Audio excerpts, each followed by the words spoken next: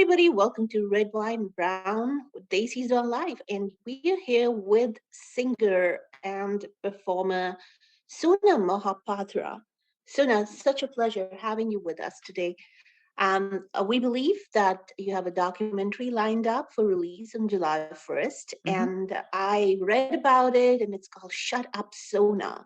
Now, Shut Up Sona, let's talk about that. What made you name it Shut Up Sona in the first place?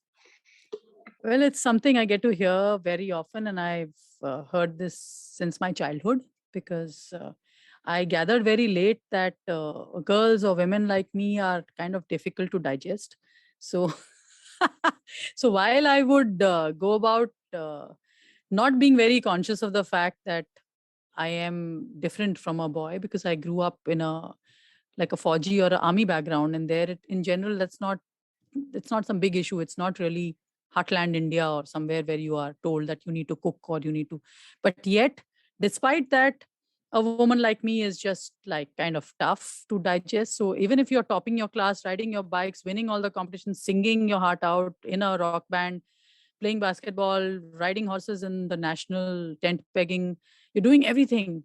But instead of people like finding you wow, they are mostly telling you, okay, this one's like so, and all the guys I had crushes on were like, oh God, just so very few people could, handle me, so to say. My father met my first boyfriend who wanted to get married to me, and he said, I didn't ever think that anybody would want to marry her in the first place. And that was the conversation between them. This is ridiculous. He was telling her, wo ye jhamela, this is she's kind of a handful. So, and I found that one of the most, like, it was like a turning point. I said, what are these two guys discussing about? Like, he somewhere thinks he's handling me and now he's going to hand over the baton to him. This isn't going to happen. So that engagement, of course, broke very quickly.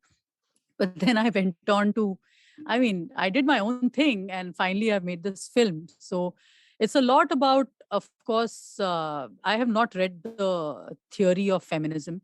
I have never really tuned into the first wave, second wave. Those are things that I've just heard of now that social media is so full of all of it. But I've inherently believed in a fairer world.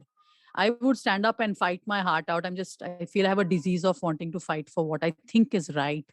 And that would include being a 6-year-old who would ask my dad, like, my mother's working, she's bringing in the bread because we are this middle class family who needs a second pay packet. But she's also waking up at 4 in the morning, cooking all the food, packing the lunch for 3 daughters, and taking care of her in laws. And you expect her to keep your towel and clothes out before you go for a bath to your office. Like, she has to get ready and go. But that was expected in my household because I came from a place called Orissa, and I come from a place called Orissa, and there is a deeply conservative understanding of what the genders do. And I would find that disturbing, and I would raise it and I'd get waxing. My grandmother would like literally slap the hell out of me saying, this obnoxious kid. So I think my learnings of feminism or standing up came from home. And the idea of, I feel I was born with the sense of what is right, what is wrong. And if it's wrong, I'm going to scream my head out. And that's something that carried on to, when I went on to college, and it was just expected as a female. You are not, I mean, I was taunted for driving a motorcycle. There would be graffiti across my college wall with me standing up. If she rides a mo bike, because I was a biker, she must be having a penis inside. So they would make pictures of me standing up and peeing, saying, oh, this is how you pee. This is how Sona Mahapatra pees. And I would like, what? I just couldn't understand why I was dealing with this kind of nonsense, just because of, people were just uncomfortable. And then I would stand for elections, and I would just think the world is my oyster. I still do. And yet I come to a city like Bombay, which is really the heart of the entertainment industry in India. And you would think that it's very cosmopolitan, it's the most modern city. But when it comes to our industry, it's as deeply patriarchal and sexist as you can, as it can get. It's all testosterone driven. We don't get enough songs to sing as female artists. So forget about, and in the pop world, because I see myself putting out as many songs of my own, but the funding and the backing for female artists or the stages that we get to even build our brand. And interestingly, I would be this person who used to even visit festivals in Europe and elsewhere. I was relieved to see that when it comes to female representation in festival circuits, it's pretty bad even in the Western world. I mean, Absolutely. it's not that it's Absolutely. something just about India.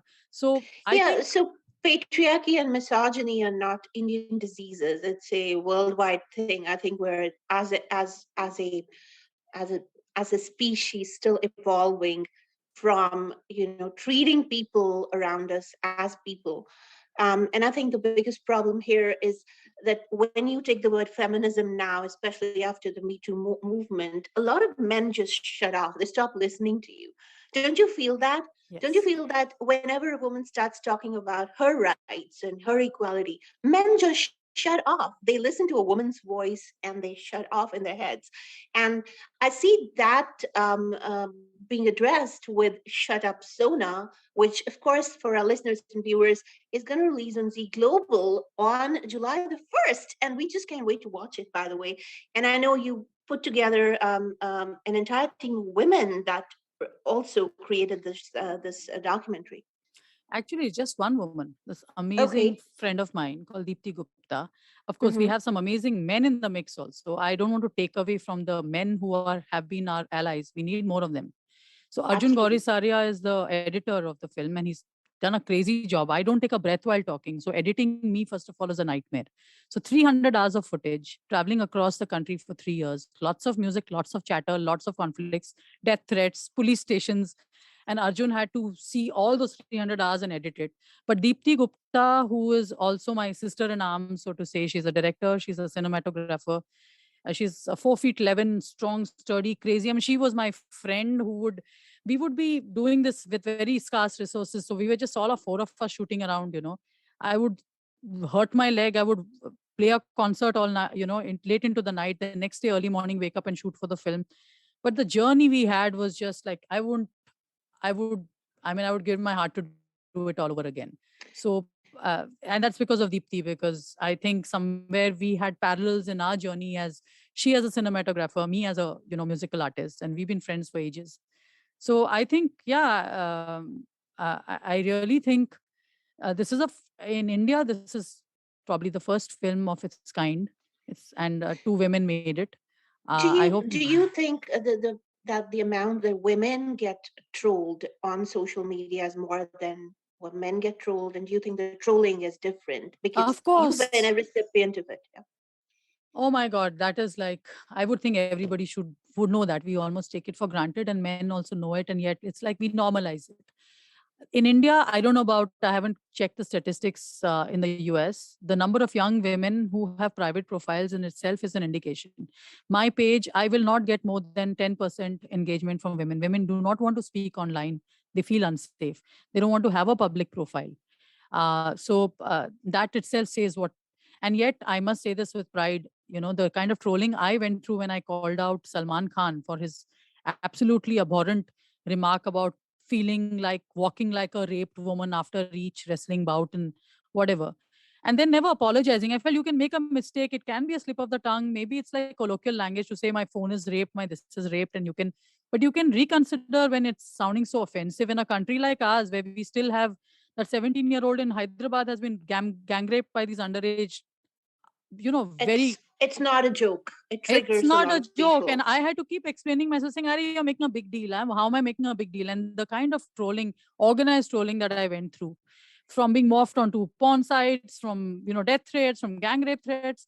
At that point of time, I think the Ministry of Children and Women's Welfare, Menaka Gandhi, she put out there was an editorial, and then she put out a hashtag called I'm being trolled. I don't know what's happened of it, but they took note that women are trolled, and it was a big thing in across all the dailies, saying we have been taking note of the kind of trolling Sona Mohapatra is going through day after day for 2 months, and which is why we would like to do XYZ and ask Twitter to change their safety standards and do this and that. So I mean, there was a policy decision, so to say, because of the fact that I don't think I ran away. I used to be mentally like really messed up, because when you go through it for 2 months, it's not easy. You just don't know Oh, when it's going to so start all sorry. over again. But I said, I'm not going to run away and hide. I would take screenshots. It came down to my mother, pictures, more horrible stuff. And I would keep taking screenshots and keep sharing it, saying, this is the muck our society is made of. And this is a whole different kind of bullying that is happening, because it's not even genuine fans. I can make out it's a digital army, it's a paid for army beyond a Obviously, point. obviously, Yeah, and they obviously. want to shut me up, and they want to shut up all women who are like me, and there are many like me. I'm sure there are many like me. Absolutely, and you're so right. And maybe this documentary, which comes out on Z Global Guys on July 1, don't miss it. It's called Shut Up Sona. We're hoping that a documentary and film like this will empower a lot more women to talk about it, because women don't talk. And it's so important to talk. It's so important to fight back. It's so important to be heard. And if we don't talk like Sona has, like Sona's been brave enough to tell us her story, if we don't take cognizance of the fact that she has gone through something in which all of us, we could have gone through this stuff this bad, but we still do. We get trolled, we get stalked, we get online gamers. The women are the most unsafe. I know. There are more women gamers than men gamers, but they're the most unsafe community out there, because they get literally uh, abused in that space. I've heard they So get raped online. I mean, that's just, they I've do, just they see do, videos. and with the metaverse coming in now, God knows what all will happen, because there's no regulation around it. But thank you, Sona, for being the voice of so many women. Thank you for making this documentary. You and Deepthi both, for making this documentary, and we hope that this documentary will lead to a lot of other women speaking up about their experiences as well. And it's such an important voice to have. Thank you so much. It's a pleasure talking to you. Absolutely.